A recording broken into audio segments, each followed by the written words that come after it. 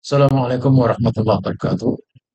Saudara-saudara, ini ada video bagus, video penjelasan secara ilmiah oleh Dr. Manahem Ali tentang rungkatnya nasab Mbak Alawi. Biarkan Mbak Alawi tetap berkuar-kuar ngaku-ngaku sebagai keturunan Rasulullah, selagi mereka tidak bisa membuktikan ada data eksternal, maka tetap kita tolak pengakuannya. Assalamualaikum warahmatullahi wabarakatuh. Alhamdulillahi rabbil alamin. Ashhadu an la ilaha illallah wahdahu la syarikalah wa ashhadu anna Muhammadan abduhu wa rasuluh la nabiyya ba'dah. Terima kasih atas kehadiran saudara-saudara sekalian, karena pada hari ini kami dari Yayasan Pembina Mu'allaf At-Tauhid menerima tamu-tamu yang tentu saja membuat heboh Indonesia. Tamu-tamu ini kami terima dengan tangan terbuka. Siapapun yang datang ke Geraha Mu'allaf kami terima semua. Ada yang muslim, ada yang non-muslim. Datang bertamu kepada kami akan terima.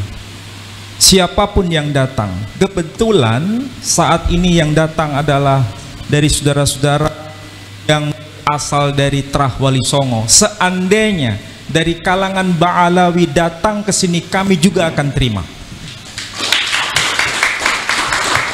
Prinsip dasar yang dikembangkan oleh Geraha Mu'allaf adalah kajian akademik. Dan itulah semangat yang harus menjadi panduan kita. Membela kebenaran, bukan membela pembenaran. Dan dalam konteks ini, alhamdulillah ada datang Tubagus Mogi yang ada di sebelah kanan saya. Kemudian Sayyid Tengku Mudakari. Kemudian beliau yang baru saja berbicara kepada kita dengan berbagai data-data terbaru yang tentu saja itu menjadi renungan kita bersama, yakni beliau yang dikenal dengan nama Kiai Haji Imaduddin bin Usman Al-Bantani. Kemudian ada juga Kiai Pleret atau Gus Fuad Pleret yang senyumnya membuat kita semakin terkesima, dan juga Kiai Nur Ikhya yang sangat halus bahasanya, sangat santun tutur katanya, yang membuat kita sangat sulit untuk menolak apa yang beliau katakan. Kemudian Gus Fakih Al-Muqaddam katanya. Mudah-mudahan ini menjadi penyemangat. Setiap orang itu punya karakter, tapi karakter masing-masing orang itu sebetulnya bermuara dari hati. Dan sebenarnya dia bicara dalam konteks kebenaran atau dalam konteks bukan kebenaran, itu bisa dideteksi. Dan saya kira kita semua punya itu. Nah, masalahnya apakah yang tadi beliau katakan itu manipulasi atau tidak? Pasti dan pasti orang yang cerdas dan waras bisa membuktikannya. Nah, saudara-saudara sekalian, saya tidak akan menjelaskan secara detail apa yang telah diuraikan oleh beliau-beliau tadi. Saya hanya ingin mengetuk hati kita semua bahwa untuk membuktikan kebenaran itu tidak cukup dari klaim sepihak. Ini sering saya ulang. Untuk membuktikan kebenaran itu bukan pada dokumen sepihak atau dokumen internal, tapi harus dokumen eksternal. Itu minimal yang harus kita pahami. Apalagi dalam konteks yang sezaman. Kita mulai dari tokoh yang tentu saja ini penting. Tapi sebelumnya saya ingin garis bawahi, agama yang ada di sekitar kita, sumbernya itu bila berasal dari sumber yang satu, pasti pesannya itu seragam. Apa buktinya? Muslim mengenal istilah salam, arti harfiahnya damai sejahtera. Nasrani dan Yahudi mengenal istilah shalom, arti harfiahnya damai sejahtera. Kalau kita lihat ajaran Hindu mengenal istilah Shanti, Om, Santi, Shanti, Shanti, Om, arti harfiahnya damai sejahtera. Buddha kita kenal dengan istilah Shadu, Shadu, Shadu, arti harfiahnya damai sejahtera. Agama Konghucu dan Tao berbahasa Mandarin mengenal istilah Sancai, Sancai, Sancai, arti harfiahnya damai sejahtera. Jangan diplesetkan jadi Shinchan ya. Sancai. Coba perhatikan itu dengan perenungan yang dalam. Mengapa muncul istilah salam, shalom, santi, sadu, sancai? Membuktikan bahwa sumber agama itu merujuk pada zat yang mutlak yang satu itu dalam bahasa yang berbeda, tapi simbolnya jelas. Di situ kalau pakai bahasa anak milenial sekarang pakai simbol huruf S supaya gampang dipahami. Ini menandakan kalau sebuah agama, sebuah ajaran menyimpang dari ajaran yang menebarkan damai sejahtera, patut dicurigai apa itu sebenarnya yang diajarkan. Jadi semangat agama ke sana sebenarnya. Nah, dari sisi ini kita mulai lihat tokoh yang sering kita kenal. Kita mulai dari Al-Quran saja sebagai bukti internal. Karena kita Muslim pasti nahnu abna'ud dalil. Kita ini putra-putra orang berdasar pada dalil. Apa yang dikatakan Quran? Ibrahim berkata, dan itu ditegaskan dalam Al-Quran. Alhamdulillahilladzi wahabali alal kibari Ismaila wa Ishaqa inna rabbi lasami'ud du'a. Segala puji bagi Allah yang menganugerahkan kepadaku di masa tua, yakni Ismail dan Ishak. Ini tercantum di surah Ibrahim. Perhatikan tuh baik-baik. Bukan bermaksud saya menggurui beliau, tapi ini coba kita resapi maknanya. Kenapa tercantum di surah Ibrahim menjelaskan Ismail dan Ishak?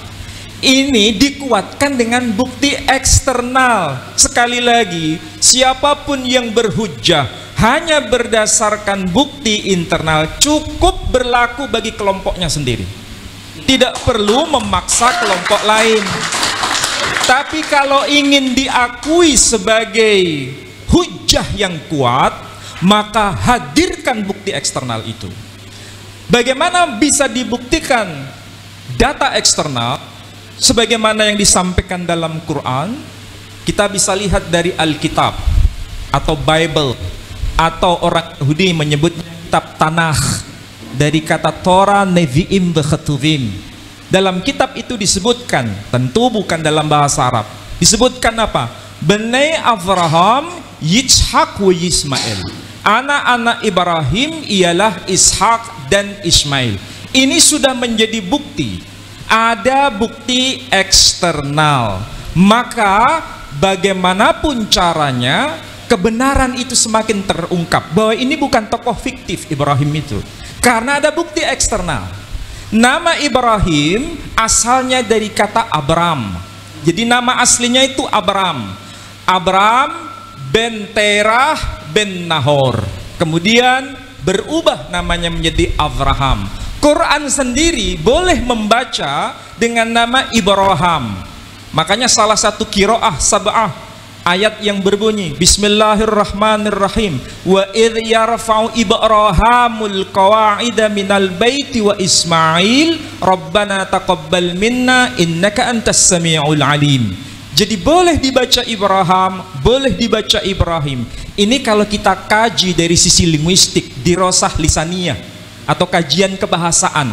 Dari Abraham menjadi Ibrahim itu ada lompatan. Maka supaya tidak melompat perlu mediator, bahasa yang menjadi pengantar dari perubahan bahasa Arab ke bahasa Ibraninya atau sebaliknya. Dari Ibrahim ke Abraham kita ketemukan nama Ibrahim. Logikanya dari Abraham, dari kata Ibrahim dan menjadi kata Ibrahim, ini pasti merujuk pada tokoh yang sama. Dan nama Abraham sekali lagi dari kata Abram. Kata Abram ini juga ditemukan dalam kitab saudara kita yang lebih tua. Apa itu? Agama Hindu. Kitab apa itu? Kitab Bhaviswa Purana. Disebutkan nama Abhiram, puter Terahan, puter Nahoran.